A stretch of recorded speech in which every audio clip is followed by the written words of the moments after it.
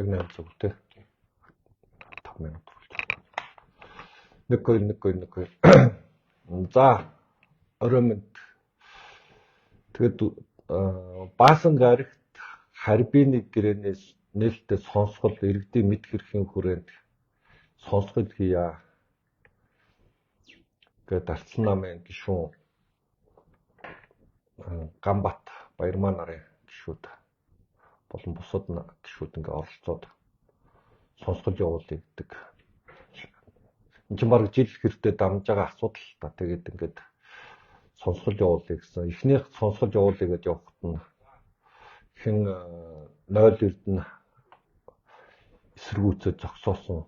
Сая тэгээ ахаад яваад сонсгол явсан боловч харамсалтай санал хураалтаар энэ гэрээг ард иргэд та бидэнд мэд хэрхэн маань хангахгүй энэ бол болохгүй гэдэг маягаар ингээ конот дараад унгаацсан харбины гэрээг бид мэдхэргүй болсон.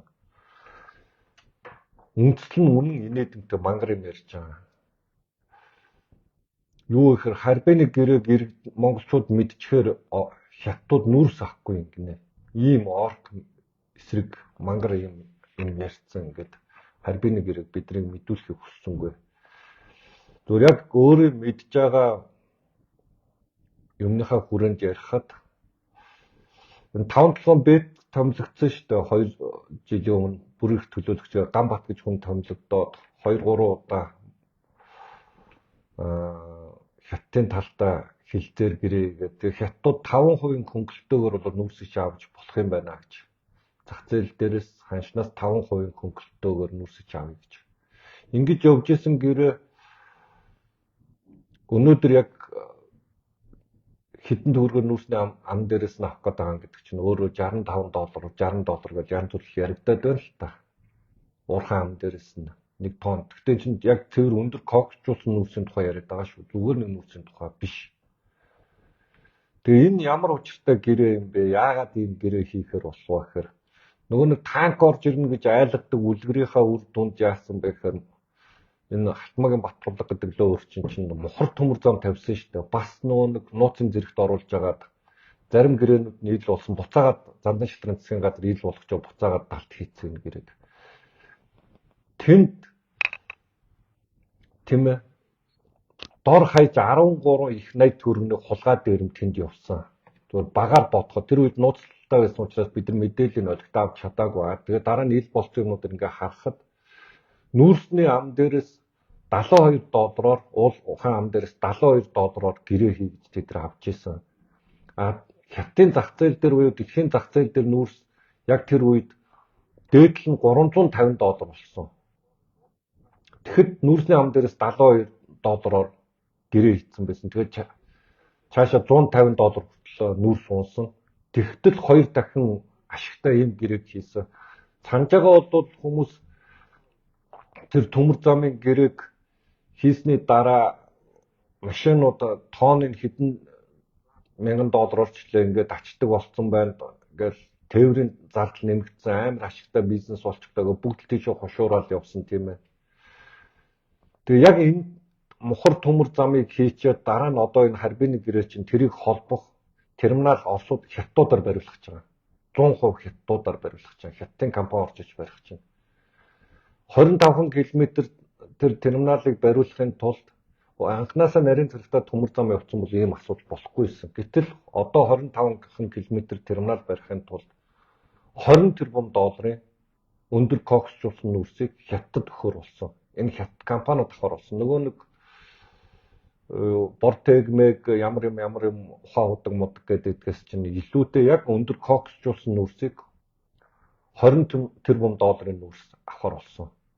Тэгээд лавгийн тоомор нөгөө нэг гэмт хэрэгтэн байгаа штэ 0 эрдэнэ энэ Монгол Ардын намын хамсаатан гэмт хэрэгтэн аюул сайхан гэдэг нөхөр нүүрсний ам дээрээс уурхай ам дээрээс $65-оор аваад хятад руу $128-оор зарж исэн дунд нь $63 ашиг олж исэн тухай тэр хүн ярьсан шүү дээ тий. Дундаас нь ашиг нь $63 олж исэн. Тэгвэл өнөөдөр яг харбины энэ хил холболт буюу энэ мухар төмөр замыг Халтмаагийн Баттулгын гайгаар болсон энэ танк орж ирнэ гэж монголчууд айд сүнсэн төрж ирсэн тэр төмөр замыг чинь холбохын тулд 20 тэрбум долларын хятадтай нүүрсний гэрээ хийсэн байна. Тэгвэл тооны хэдэн төгрөгөөр ямар ашигтай юм байхгүй. 15 жилийн хугацаатай ингээд гэрээ хийсэн. Энийг нууцлсан. Энийг яагаад нууцлах болсон шалтгаан юу юм бэ гэдгийг бид мэдмээр байгаа байхгүй да. Энэ яг ямар гэрээ болсон юм, яасан юм мэдмээр байгаа. Бид нар чинь оюу толгойн гэрээг ингээд ил байгаа. Одоо бүгдөө л тэрийг хараад нөгөө нэг дөрвжбаа гэдэг нэг өөлж муулах гэдэг нэг тийм нэг сайхан популист бацаан биш үү. Тэгээ тэр орк бацаан чинь Монгол яасан ч гэдэг л оюутлогоо дээрээс амар юм яриадсан. Тэгвэл тэрнээс ч амар юм буюу бидний мэдхгүйгээр 20 тэрбум долларын гэрээ ичиж. Бид бол мэдхгүй тэрийг. Тэгсэн чинь тэрийг ингээд мэдээж духан дээр эцэгтэй байшингийн дээрэмч ялангуяа 0 эднэр толгойд болсон дээрэмчтийн баг бол эсрэг коног дарсан. Нөгөө нэг парламентын арчлал те нөгөө Монголд нээлттэй засаглал авчилсан тогтолцоо гоншгоноод байсан 0 эрдний тэр коновчд чагсаалтаар орсон коновчд тэр чигээр эсрэг дарсан. Дээрээс нь нөгөө нэг шударгын туйл болоод байсан зандан шатрын засагт байсан нөхдүүд нөгөө нэг одоо туйлын шударгын туйлд хүрчээд байгаа нөхдүүд бүгдөө энэ духан дээр эцэгтэй эсрэг конов дарсан. Яг энэтэй зэрэгцээд алтсан намын нэртэй энэ гэмт хэргийн бүлэгэл дотор байгаа алтсан нам нэртэй гишүүд конов дарсан. Тэгээ би нэрсийн дараалал нь явж байгаа. Өнөөдөр алтан гэрэл яг эсрэг конов дарсан. Нөгөө шударгын туйл Монголд одоо цорын ганц шудраг хүмүүн гэдэг тэр алтан гэрэл чинь өмчийн хураагаад шудраг асыг тогтоогод үнгээд алтан гэрэл чинь энийг эсэргүүцэх конов дарсан.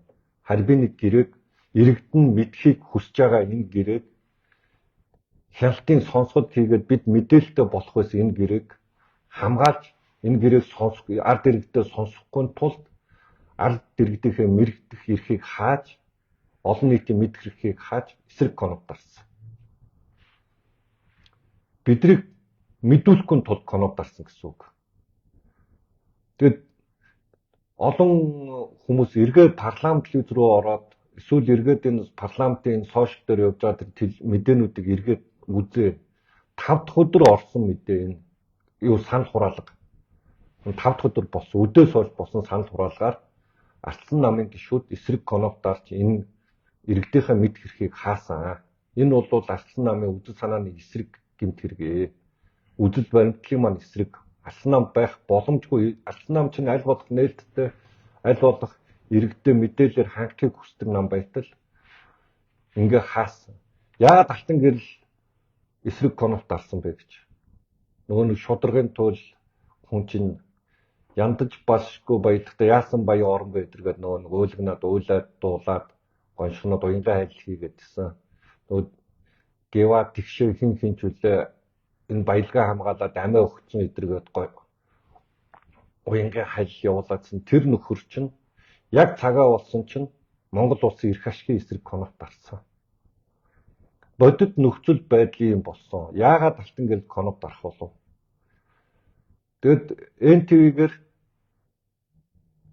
харбины гэрээтэй уялдуулаад НТВ-гээр 0 эрдэнэ ярилцлага өгч байхдаа голомтын баясгалан 210 сая долларыг тэр төмөр замын хулгай дэрмийн мөнгөөс гишүүдэд тараасан гэдэг байгаа. Халтмаагийн Баттулгын нэг арга байдаг. Тэр 0 эрдэнэдээ сурсан байж тараа. Жонхоогийн нэг арга байдаг. Тэр бол өөрийнхөө хийдэг хулгай юмаа бусдад наадаг. Тэгэхээр би бол юу гэж хардж байгаа вэ гэхээр 0 эрдэнэ 210 сая доллараар харбины гэрээний нууцлалыг гишүүддээ гэрээ хийсэн байна. Тэгээ алтан гэрэл эндээс хичнээн сая доллар авсан бэ.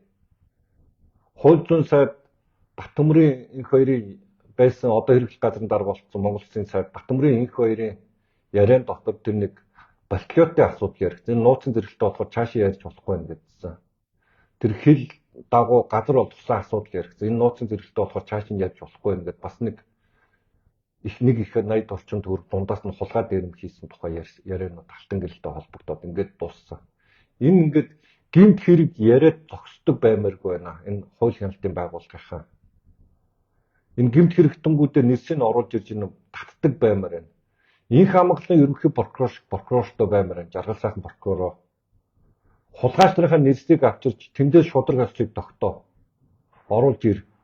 Алтан гэрэл бол бүгд мэдж байгаа тий. Тэр норгийн хідэн залуучууд руу яаж дайрж, яаж бохир заваа юм хийж илаа. Иргэдийн эсрэг, иргэдийн чагсаалт хийж монголчуудыг хооронд нь алцуулахыг хүсэж байсан хүн шүү дээ алтан гэрэл чинь.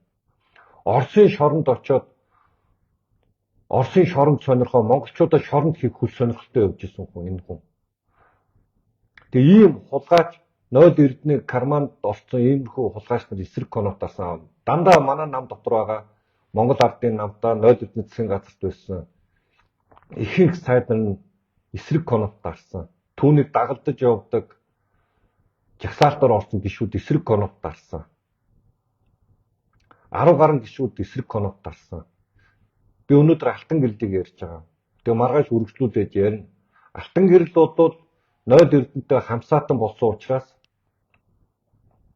хамгаалж байгаа. Энэ хэдэн 210 сая доллар юм уу хэдэн сая доллар мэдгүй тэндээс хэдэн төгрөг авч байгаа мэдгүй. Хэдийн цаана тэр аюул сайхны ярьж байгаагаар бол 128 доллараар зардаг юм. 63 долларын ашигтай бизнес хийдэг эднэр. Нөгөө нэг баялагтай эзэн Монгол яасан бэ? Нөгөө нэг баялгаа нэмэгдүүлэх гээд алах гээд байна гэсэн нөгөө нэг шударгын туйл нөхдүүч яасан бэ? Тухан дээр цэцэгтэй байшингийнхаа Монгол ардын намын дарга ирхэн учрлаа. Та чинь чөлөөлөд алаад өгнө гэдсэн чинь Монгол ардын нам чинь нэг л зарчим байгаа шүү дээ. Дээрэмчд нэг л зарчим байдаг. Миний хувь хаана байна гэдэг. Хайсангийн эзэн болсон хүн ихэнх хувийг авдаг. Тийм болохоор өнөөдөр энэ харбины гэрээний 70-80% нь учирдлагын багийнхан дээрэмж авах гэж байгаа учраас энийг эсэргүүцэж коннот дарсан. Монгол ардын намаас бол үнэн зөв юм бол хүлээгээд угаасаа хэрэггүй шүү дээ, тэ. Гэтэл яг Арслан намын энэ нэр барьсан шал худлаа энэ эрхчлөөний үзэл санааны нэр барьсан юм. Хулгайч нар дээрэмчд халтмаагийн баталгаар тодгойлуулсан дээрэмчд ингээд эсрэг коннот зарсан. Би тэгээ Арслан намынхныгаа зарлана. Яагаад гэвэл тэртээдгүй Монгол ардын намынхан бол бүгдөө карман дээрэмчд орон байрнаас ахуулаад, орон байрны хулгайчаас ахуулаад Монголд хүмүүсийн боломжийг яаж хулгайч дээрэмдэж болохоор энэ бүгдийг дээрэмж томдог хүмүүс. Сүүлийн 10 жил бид энийг бүгдөө харлаа.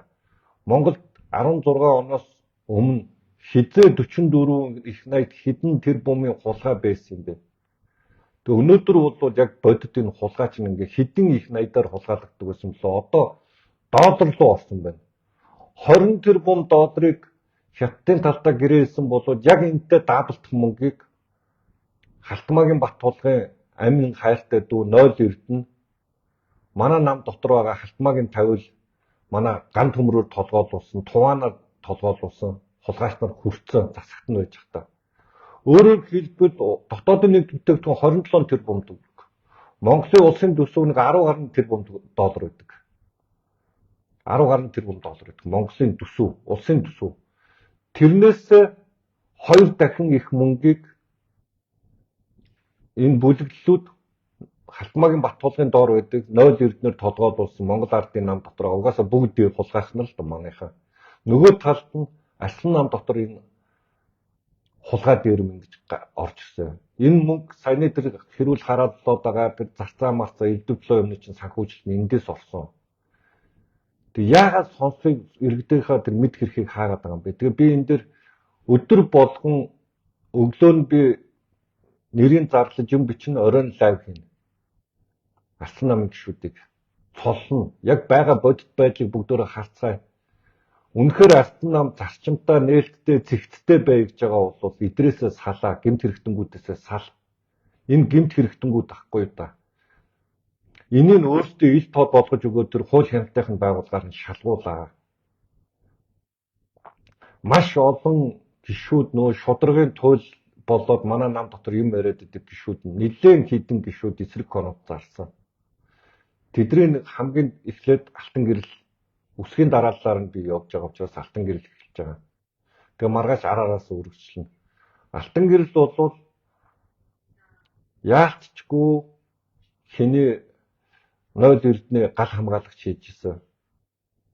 Жонхгүйн зүүн өвдгнөөс найз авсан хүмүүсийн нэг мөн. Тэгээд ингэж хулгай хийсэн. Тэгээд одоо нэг жоохон эрүүл байя. Бити худлаа яриад наадах чинь шудраг мудраг мангалтаад их 5 дахь өдрийн нэвтрүүлэг тэр парламентын тэр их хурлын юу үзэлтэй тэр санал хураалтыг тэгээ хин эсрэг конфликт дарсан байна тэрийг харал та. Тэгээ МСС мэс гэдэг ингээ мангар юм яриад ингээд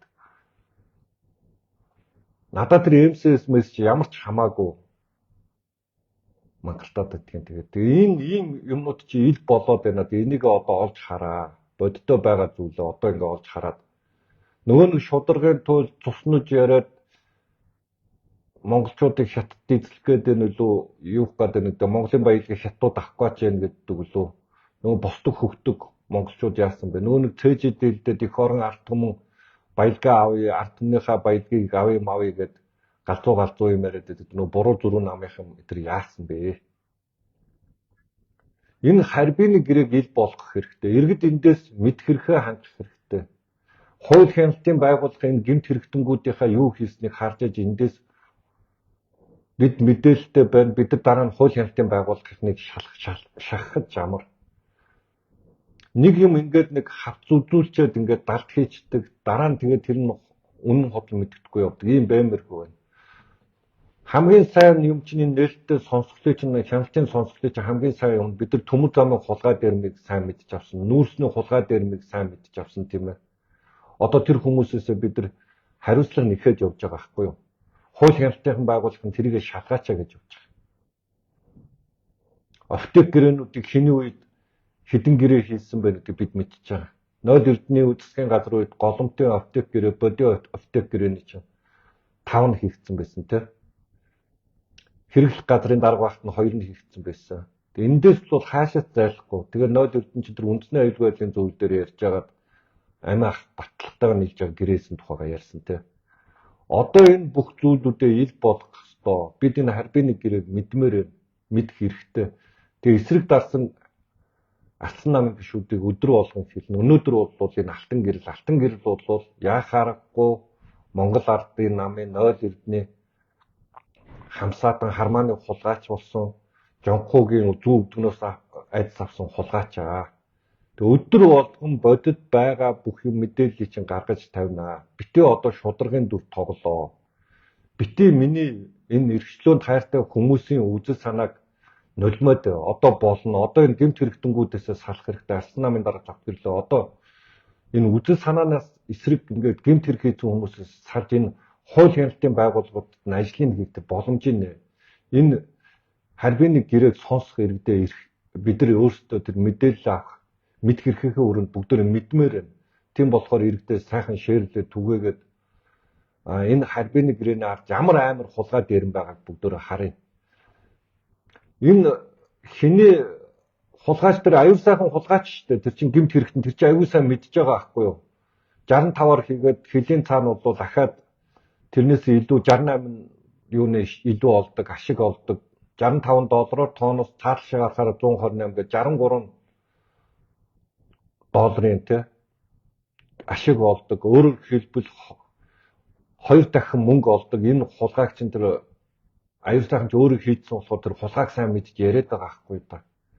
Тэгэхээр энэ хулгай харбины гэрээр дээр 20 тэрбум долларын гэрээсэн бол хөлийн цаана ахаад 20 тэрбум долларын ашиг өөрөөр хэлбэл улсын төсвийгөө 2 дахин нийлүүлсэн юм шиг ашигыг 15 жилийн хугацаатаа эдгээр авахар болсон байна. Долларын тэр бумтангууд болсон байна. Их хурлын гишүүдээр тэр 210 сая төгрөгнөөс хүрсэн ганц 2 сая доллар хүрсэн гишүүд та нар бол зөвхөн нэг хосмол 7-оос нь төдий шүү. Цааталт нь 20 тэрбум долларыг 0 эрдний толгой халтмаа жонхгүйгээр толгойдуулсан энэ туван 0 эрдний энэ манай ган төмөртэй энэ дамраагийн багийнхантаа нийлж хулгай хийсэн байна. Өөрөөр хэлбэл ахмадууд та нарын тэтгэврийг 2 дахин нэмэх мөнгө. Одоо сая 500 авч байгаа бол 3 сая болох мөнгө. Багш нар та нарын цалин одоо 2 сая байгаа бол 4 сая болох мөнгийг. Хүүхдийн мөнгө 100 мянга байгаа бол 200 мянга болох мөнгийг.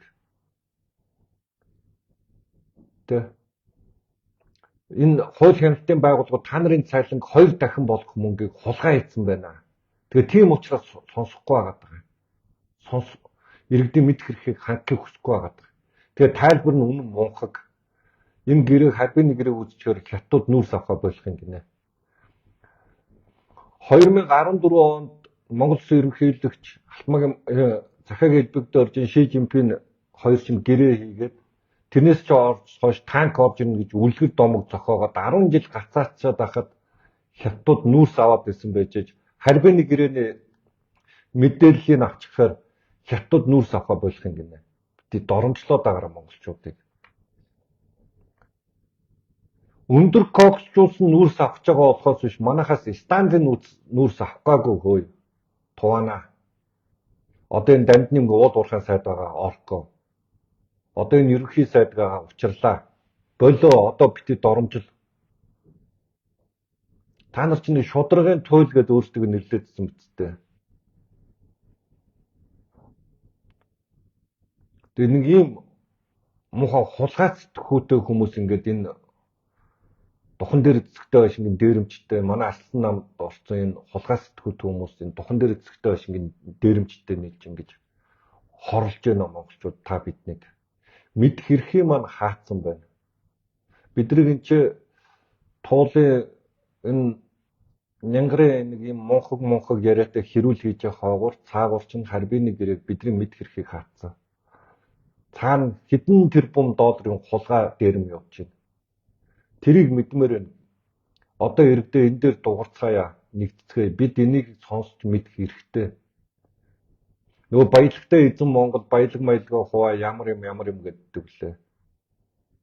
Тэгэхэд 3 дахь хөрштэй байсан оюутлахын гэрээ нээлттэй байгаа шүү. Бид нар мэдээд болоод байгаа хгүй да.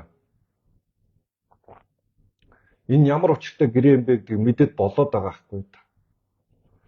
Өнөөдөр 5 толгой дээр тэр Инсаахан ахын хийжсэн тэр төсөл явуулсан байсан бол өнөөдөр Монгол төмөр замаа өөрсдөө 51% авцсан байж ах хэрэгтэй байсан. Коксчулах үйлдвэр баригдсан байх хэрэгтэй байсан. Зандаа үгийн холдоор тодгойлуулсан тэр үеийн ацсан намд байсан бүлэг дээрэмчид их хурлын дарга багт энийг зогсоосны гор нь ерөөсөө юм. Нийлж байгаа дараа нь хулгай хийсэн санаахгүй та. Уулуурхаа дээр 5-7 эзэн болох гэсэн тэр Балтмаагийн бат тулгын атга санаа энэ. Тэгээд нэг бодит юм гаргаж ирээд тавихаар өөдөөс нэг юм мунхаг элбэг дөржин хүм ямар юм гэдэг ийм нэг мунхаг мулгуу байдал одоо болоо. Энэ алтан гэрлэгдэх хүн чинь бодитоор эсрэг конов дарцсан харбины гэрээг эсэргүүцээд сонсохын мэд хэрхий чинь хаагаад эсрэг конов дарцсан. Энэ сайн гэрээ бол яагаад дэлгээд иргэдтэй үзүүлэхгүй байгаа даа. Сайн гэрээ бол сайн төцтэй. За энэ сайн гэрээ юм байна явъя гэнэ. Сонсохыг хүсэж байна. Тэгээ сайн гэрээ бол тэгээ сайн төцтэй. Хулгаан гэрээ учраас эдгээр нуучаад байгаа. Хятад 5% хөнгөлт үзүүлчихээ тэгэд гэрээ хийж яхад эдгээр яагаад нүүрсний ам дээрээс 55-аас 60 доллараар зархаар болчихваа. Хамгийн өндөр кокс зэрэглэлийн нүүрсээ яагаад юм хямдхан өгөхөр болов уу? Бодцгоо хүмүүсээ тий. Энэ эрүүл ухаанаар асуудалтай ханд. Та нар чинь ухаан удгаа ямар юм МСС-гээ солиороод идэв үстэй. Тэгээд тэг чинь бол тэд нар чинь ингээд хүмүүсийг ажилдаа овдохтой болгоод Монгол татвар төлөөд байж байгаа. Гэтэл энэ 20 тэрбум долларын чинь нүүрс ганц төгрөгийн татваргүйгээр хятад өөртөө ачаад аваад явахаар гэрээ хийсэн. Монголд ямар ч ашиггүй зүгээр л 15 жил өндөр кокс нүүрс өгөхөр болчихно. Тэр нөө цуснууд ярьдаг нөхдүүдээ энэ дээр юу бодож байна? Алтан гэрлийг магтаад шударгын туйл гэдэг байгаа хүмүүсээ та нар юу бодож байна? Галснам иймэрхүү гэмт хэрэгтэнгүүдээс ил болгож одоо эхнээс нь ахвал ярьж хэлэх хэрэгтэй. Тэг гэмт хэрэгтэнгүүдээ тэр хууль хяналтын байгууллагын шалгах хэрэгтэй. Энийг хамгийн түрүүнд харбины гэрээг иргэд мэдхийн төлөө бүгдөө хамтдаа тэмцэнэ. Нээлттэй сонсголыг энийг заавалчгүй хийх гэнэ төлөө тэмцэцгээе. Тэг энэ бол нөгөө нэг Монгол хүний нөгөө мэд хэрэг тэгээд бидний нөгөө нэг баялагтай эзэн мэдэн ямар юм Монгол байхыг чинь эхлэн энэ. Тийм учраас ийшээ анхаарлаа хандуулсаасаа л гэж хүсэж байгаа. За тэгээд нэлээд урт яриа болчихлоо боллоо тийм үү. За асуултаа. За тэгээд За энэ бүтэхгүй тааж яриад байгаа юм уу? Баримтаа гаргаад ирээч гэсэн байна. үгүй энэ парламентаар 5 дахь өдөр хэлэлцэгдсэн шүү дээ. Тэр чи өөрөө ороод юу парламент цэгмэн дээр байгаа гэдгүүдээ 5 дахь өдөр өдөөс хойш хуралдааныг л харж байгаа. Харбиныг ирээд нээлттэй сонсогчдыг дэмжсэн үү дэмжээгүй юу гэх тэнцэр гишүүдийнх нь нэрс байгаа шүү дээ. Тэрийг олоод харалтаа. Тэр чинь бол одоо яг нөгөө харбин нэгрээ ил болгож шалгая үзьяа гэдэг байгаа шүү дээ. Тэрийг нь үзүүлэхгүй гэдээ нуугаад байгаа тийм үстэй. Тийм эсрэг нөгөө ил баримтаа гаргаад иргээд тэр баримтыг чи хурал дээр ингэ нуугаад байна гэдгийг ойлгох хэрэгтэй байна гэхэд. Хамгийн түрүүнд эн чинь сонсъё гэдэг шүү дээ. Тэгэхээр тэр чинь нуучаад байгаа коноп эсрэг коноп дагсан хүн чинь алтан гэрэл шүү дээ. Тийм тоон нүүрсээ хитэн төргөөр жаа зарна гэдэг тэр мэргээ мэдмээр шүү тийм үстэй. Тийм эн чинь иргэд мэдмээр шүү дээ бид. За ардсан нам харбин нэгрээг ил болгож улсын их хурлаар хэлэлцгийг татгалзаж байгаа бол 28 оны сонгуульд ялалт ярихын хэрэггүй шүү гэж байна. Арсан намынхан бүгдөө тэгээгүй. Нэг 10 гаруй гишүүн байлаа. Би нэг нэгээр нь цодлно, нэг нэгээр нь иргэдэд мэдүүлнэ. Өдөрт нэг нэгээр нь хэлэх. Тэгээ өдөрт нэг нэгээр нь. Маргааш би нөгөө нэг чин шудраггүй ямар юмны хонгил монгол гэж яриад Норвегийн алтууыг маргааш би бичнэ. Өглөөнөөс бичээ тэгээ оройн би бас лайв хийн. Өдөр болгон мэдээлэл өгөн та нарт. Ил болгох хэрэгтэй дэмжиж байна гэсэн байна. Тэр улаан коммунистыг Монгол Ардын намбар хөөж явуулаа гэсэн байна. Алтан гэрэл бол улаан коммунист өөрөө хулгайчаа гэсэн байна. Тэр одоо Ардын намрууд явуулах хэрэгтэй шүү дээ, тийм үү? Гэмт хэрэгтэн бол шорондоо явна. Аль нэг нам руу ороод хэрэггүй. Гэмт хэрэг хийсэн хүмүүс шорондоо явдаг.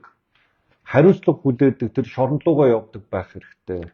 За, жонхууг зайлуулахад л иймэрхүү гүлгнүүд дагаад алга болох юмсан гэсэн байна. Үнэн. За, ерөнхийдөө асуулт нэг юм байна. За, асуултыг бол асуугаад тэгээд байхгүй бол яаж вэ? Би нэг асуулт асуучих. Одоо энэ ардчлалын суур буюу ардсан тогтолцооны эрх мэдэл хаанаас гарал үүсэлтэй вэ? Иргэнээсээ гарал үүсэлтэй. Тэгэхээр иргэд чинь мэдээлэлтэй үежж хэнд яаж сонголт өгөх, хэнд яаж хариуцлага тооцоо одоо шийдэх ёстой үстэй. Тэгээ хамгийн гол нь тэр мэдээллийг ил байлгах байдлыг ингээд өөрсдийг нь сонгож гаргасан улсын хурлын гишүүд хаагаад байна штэ. Тэгээ энэ дээр одоо иргэд тэгээ өөрсдөө мэдээллийн ил тод байдлаас шаардах бид нөө шаардаж ин гэсэн үг шүү дээ тийм үү? Тэний лайв дээр бол иргэд энийг өөрсдөө ойлгох хэрэгтэй байна. Хамгийн гол юм чинь ерөөсөө иргэд бид өөрсдөө мэдээлэлтэй байх хэрэгтэй. Энэ улсын иргэн бодгож бид нар чинь 90 онд авцсан хувьсгал авчирсан ах нар ах нар маань тэгээд энэ ил тод байдлыг бид чинь өөрсдөө энэ улсын иргэн гэдгээ мэдрэх хэрэгтэй байхгүй. Бидний өмчийг хэрхэн яаж зарцуулаад байна гэдгийг бид өөрсдөө мэдчих хэрэгтэй. Тэгээд тэрий чинь хаачаа яг нэг юм зүн сонгороо социалист лагерийнхаа сэтгүүгээр юмд хандаад байж болохгүй. Тэрийг одоо түүчэлж авчирсан ардсан нам ялангуяа ардсан дотор байгаа гишүүд энэнийхээ эсрэг байна гэдэг чинь одоо юу гэсэн үг вэ? Хүн ойлгох аргагүй юм болж байна. Тийм энэ бол бүр амар парадокс байхгүй юу?